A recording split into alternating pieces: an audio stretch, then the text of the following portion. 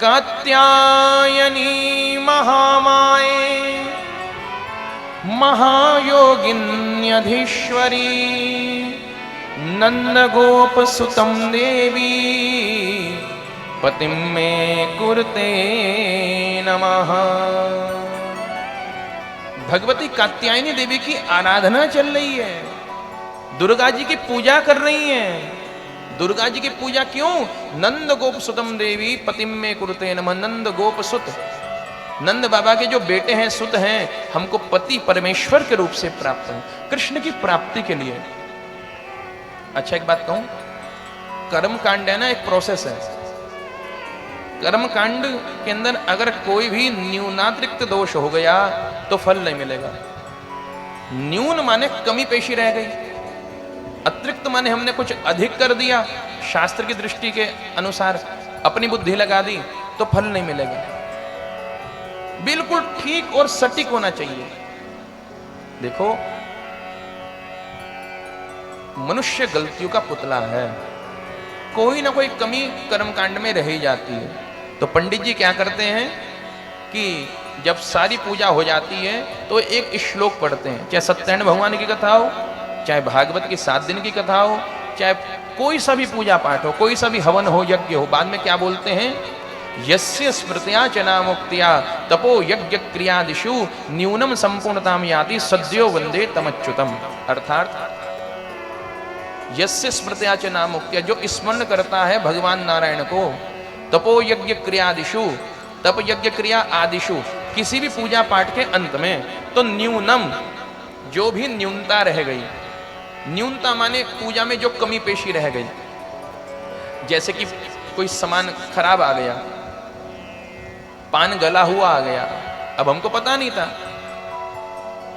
या आजकल ये भी सुना है कि थूक करके लोग देते हैं, ऐसा भी करते हैं कुछ लोग, सब नहीं कुछ लोग, तो ऐसे हमको क्या पता, हम तो भगवान को चढ़ा रहे हैं। या कोई चीज कम रह गई, या हम पूजा में बैठे हमारा मन कहीं और चला गया, तो ये भी पूजा की कमी है।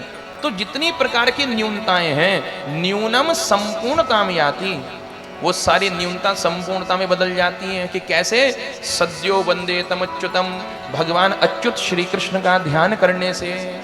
पंडित जी ये श्लोक बोलते हैं और 3 बार जजमान से बुलवाते हैं कि जजमान बोलो ओम विष्णवे नमः, ओम विष्णवे नमः, ओम विष्णवे नमः। विष्णु स्मरणात् परिपूर्णतास्तु अस्तु परिपूर्णम, कि जितनी भी कमी रही भगवान नारायण के स्मरण से सब संपूर्णता में बदल गई, न्यूनता संपूर्णता में बदल गई।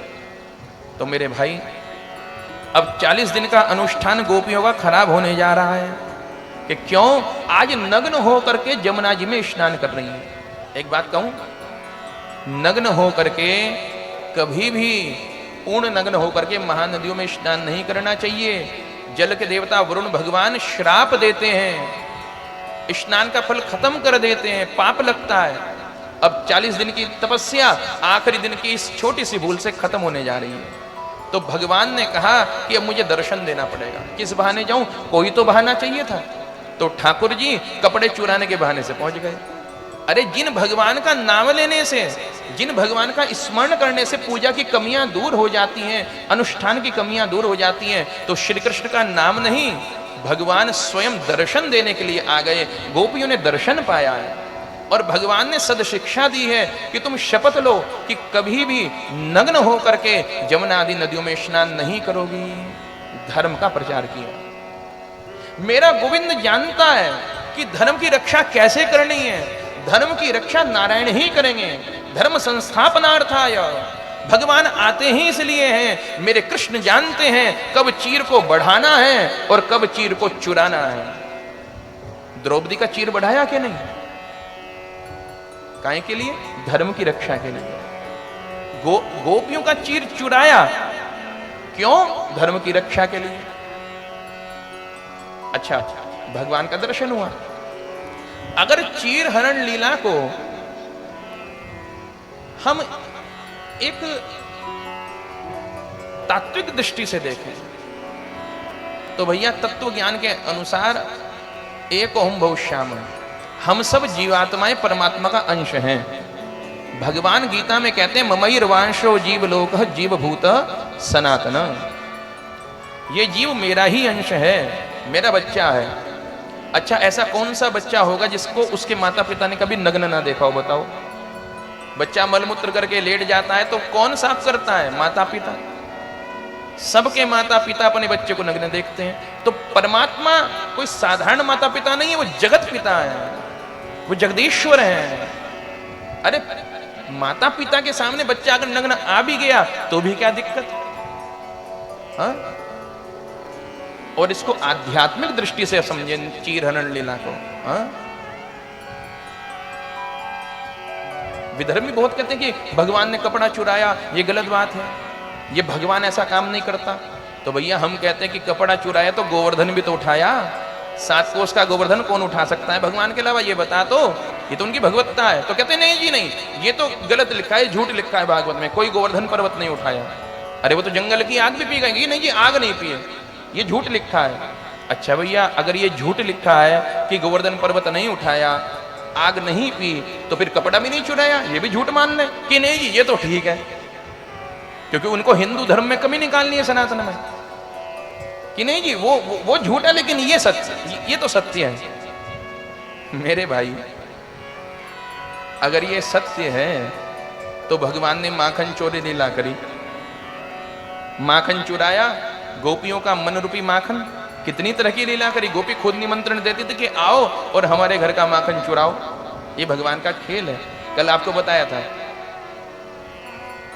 अरे भगवान ने माखन चुराया, तुम किसी हलवाई की दुकान से 4 लड्डू चुरा करके दिखा दो, पता लग जाएगा।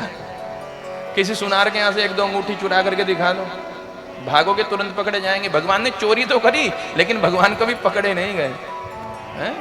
भगवान ने तो चोरी भी करी, चाहे चीर चुराया चाहे माखन चुराया, तो भगवान की भागवत लिख दी गई।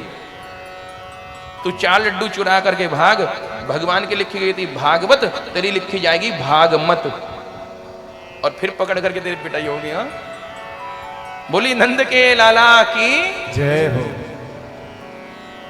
अगर चीर हरण लीला को ये कौन लोग कौन बोलते हैं? सुनो, जिन्होंने कभी भागवत का भ नहीं सुना। भागवत में से जिसने भ नहीं सुना, ऐसे लोग ये सब बोलते हैं। आध्यात्मिक दृष्टि से देखें तो चीर क्या है मेरे भाई? चीर कहते हैं वासना को। चीर कपड़े को भी कहते हैं, वासना को भी कहते हैं। भगवान ने चीर हरण किया, यानी गोपियों की हृदय से, इंद्रियों से वासना का हरण किया। गोपियों को प्रिपेयर्ड किया है महाराज के लिए। अरे महाराज में कौन प्रवेश पा सकता है? जिसके हृदय में वासना का लवलेश ना हो। ध्यान से समझना बात को। आध्यात्मिक रूप से देखो, हम ठाकुर जी का दर्शन करने के लिए गए। एक नई लवेनी दुल्हन ठाकुर जी का दर्शन करने के लिए गई। अब उसके मुख पर पड़ा है पर्दा, घूंघट पड़ा है, तो ठाकुर जी का दर्शन हो नहीं रहा है। तो पर्दा कैसे हटाए? देखो, जीवात्मा और परमात्मा के बीच में माया रूपी पर्दा पड़ा हुआ है, एक आवरण पड़ा हुआ है, और हाथों में आसक्ति की मेहंदी लगी है, तो पर्दे को हाथ नहीं लगा सकते। ये उसकी बात नहीं है। तभी गुरुजी आए, घूंघट के पट खोल तो ये पिय मिलेंगे। सदगुरु ही भगवान के रूप में आए। भक्त भक्ति भगवंत गुरु चतुर नाम बपू एक, और उसका घूंघट उठा दिया और कहा कि कर ले दर्शन। परमात्मा और जीवात्मा के बीच में जो माया का पर्दा है ना, इसको केवल मायापति हटा सकते हैं, केवल सदगुरु हटा सकते हैं। जीव के बस की बात नहीं है कि वो माया का पार पाले। भगवान गीता में स्वयं कहते हैं, मम माया दुरत्रया, ये मेरी माया बड़ी दुस्तर है।